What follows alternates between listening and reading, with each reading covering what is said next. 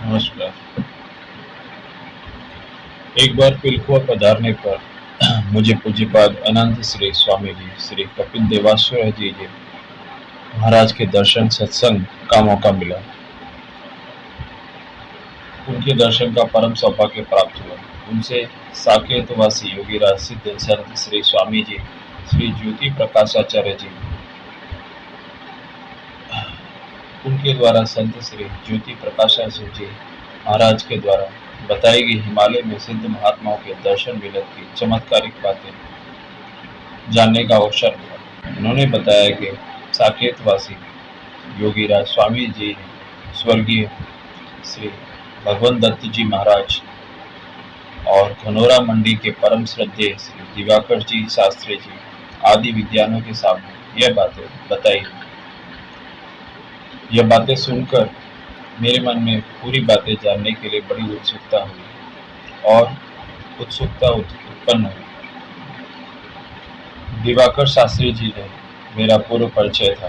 दिवाकर शास्त्री जी से मेरा पूर्व परिचय था। उनकी मुझ पर सदा कृपा दृष्टि बनी रही थी। मैंने उनसे पत्र व्यवहार किया। उन्होंने मुझे कृपापूर्वक श्री स्वामी जी महाराज का संक्षिप्त जीवन परिचय, चित्र, पुस्तक, हिमालय में महात्माओं के मिलन संबंधी विवरण लिख भेजा। उसके लिए मैं उनका अत्यधिक आभारी हूँ। श्री दिवाकर जी शास्त्री आदि विद्वानों के द्वारा विदित किया हुआ साकेतवासी स्वामी जी का संक्षिप्त चरित्र।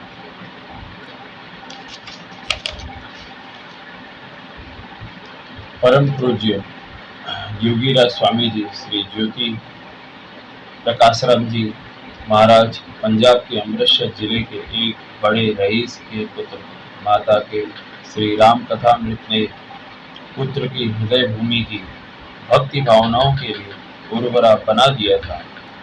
शैशव काल से ही श्री राम जी में आपका अटल अनुराग हो गया। आपका अधिक समय श्री राम जी के पूजन, ध्यान और जप में ही व्यतीत होने लगा। आपकी संत महात्माओं में बड़ी श्रद्धा बढ़ती थी। धीरे धीरे वैराग्य का अंकुर हृदय में उदित होकर बढ़ने लगा। आपका चित्त उत्तराखंड में जाकर भजन ध्यान करने की लालायित हो उठा, परंतु माता के अनुरोध करने पर आपको घर पर ही रुकना पड़ा। कालक्रम से कुछ समय के पश्चात माता का भी स्वर्गवास हो गया। आपकी इच्छा भ्रमण के लिए उत्कट हो उठी। लगभग 15 वर्ष की अवस्था में आप बड़ी संपत्ति और सुख को लात मारकर घर से निकलकर बाहर चले गए। श्री हरिद्वार ऋषिकेश होते हुए श्री बद्रीनाथ जी जा पहुंचे। श्री भगवान दत्त जी क्षत्रिय श्री भगवान स्वामी जी पर्वत यात्रा पर्वत यात्रा का वर्णन करते हुए लिखते हैं कि स्वामी जी की पर्वत यात्रा बड़ी ही रोचक है। उन्होंने मुझे इस यात्रा का वर्णन ऋषिकेश में लाला श्री चरणदास जी की धर्मशाला में अपने श्रीमुख से सुनाया। आपके श्रीमुख से निकले हुए शब्द अब भी मुझे ज्यों के त्यों ही स्मृति पटल पर अंकित से दिखाई देते हैं। श्री महाराज जी कहते हैं, मैं श्री बद्री नारायण के दर्शन पर लौटकर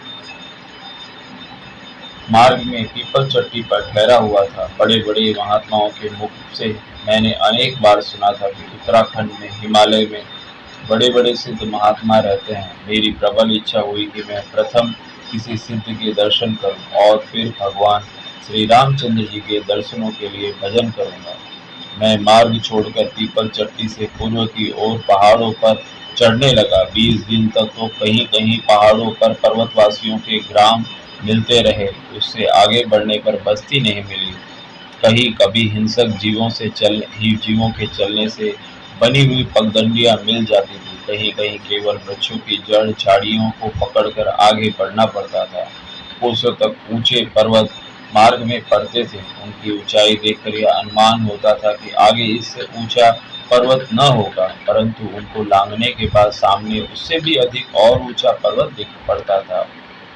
नीचे दृष्टि डालने से भूमि के दर्शन नहीं होते थे, केवल अंधकार ही दिख पड़ता था। मैं दिन भर चलता रहता था, रात कहीं ऊंची चट्टान पर बैठकर व्यतीत करता था। हिंस्र जीवों से बचने के लिए अग्नि जला दिया करता था। रात्रि में सिंह आदि के गर्जन सुन पड़ते थे, परंतु श्री राम जी की कृपा से मुझे किसी भी प्रकार का भय नहीं होता था। विधिवश एक दिन मैं एक तंग पगडंडी से आगे बढ़ रहा था। एक ओर गगन स्पर्शी पर्वत था, दूसरी ओर पाताल भेदी खंड था। सामने दृष्टि से एक बब्बर सिंह मंदंतर गति से धीरे धीरे मेरी ओर आता दिख रहा था। बचकर निकल जाने का मार्ग नहीं था, पीछे लौटना व्यर्थ था, किंतु सामने सिंह ने देख लिया था। पैर के तनिक से विचलित होते ही अतल खड्डे में गिरकर मरना था। आज मैंने सोचने लगा कि सिद्धों के दर्शन और देख चुका हूँ मैं सिद्धाश्रम, यहाँ तक ही देखना था। अब तो सिंह मुझे मारकर खा जाएगा।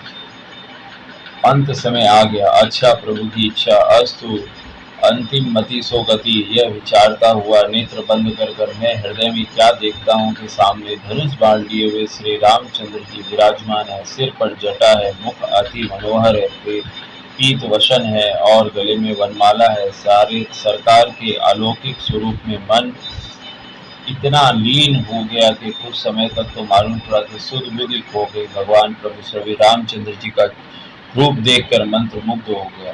अचानक ध्यान टूटा। सिंह समीप आ रहा था। विचार हुआ कि जाने दो, सिंह के खाने से कुछ क्षण में श्री राम जी मिल जाएंगे। न जाने कितने समय तक जीवन का भार ढोकर दुख उठाना पड़ता। फिर प्रभु के स्वरूप के ध्यान करने लगा, परंतु ध्यान न जमा। इसी बीच सिंह ने सामने आकर भूमि पर पंजे से थप की दी और बू बू करके आवाज करने लगी। सिंह ने उसी समय 3-4 बार किया, परंतु मेरे नेत्र नहीं खोले। मैंने सोचा कि यह अपने खाद्य को खाकर ही प्रसन्न होगा, अब यह मुझे खा जाने वाला है। जब सिंह शरीर को फाड़ेगा तो कुछ समय तक तो मुझे बहुत पीड़ा होगी। मैं यह विचार ही रहा था कि पीठ के पीछे धमाका हुआ। मैंने नेत्र खोलकर देखा तो पीछे, गर्दन मोड़कर देखा तो महाविशालकारी सिंह मेरे ऊपर से कूद कर जा रहा था। अपने प्रभु श्री राम जी के अपने ऊपर इस प्रत्यक्ष चमत्कार को देखकर मेरा हृदय गदगद हो गया।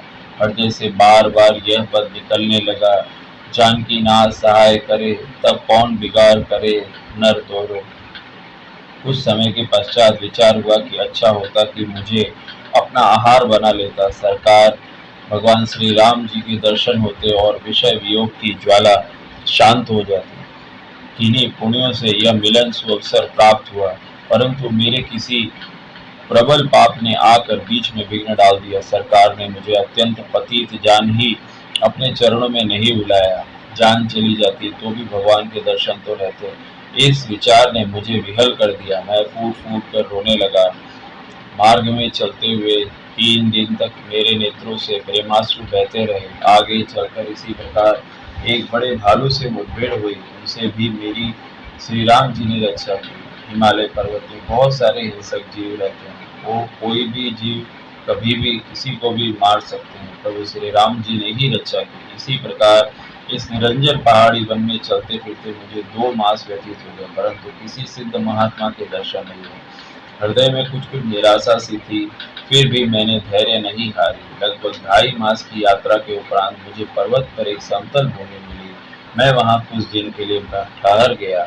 मेरे पास एक बैसाखी भी थी, जिससे मैं कंद को खोद कर उदर पूर्ति कर लेता था। कंदों को पहचान पहचान महात्माओं के द्वारा मुझे पहले ही करा दी गई थी। बर्फ से ढके हुए स्थानों को छोड़कर ऐसी कंद प्रायः पहाड़ों पर सभी जगह मिल जाती है। ये कई प्रकार के होते हैं। इसका स्वाद बड़ा मधुर होता है तथा पचने में बहुत हल्के होते हैं। अन्य प्रकार के वन्य फल भी ऋतु के अनुसार सर्वत्र मिल जाते हैं। यहाँ रात्रि में औषधियों से दीपक के समान प्रकाश निकलता है। लगभग 4 गज के अनंतर से यह प्रकाश निकलता है, पास जाने पर लुप्त हो जाता है, अतः इस औषधियों की पहचान न होती थी।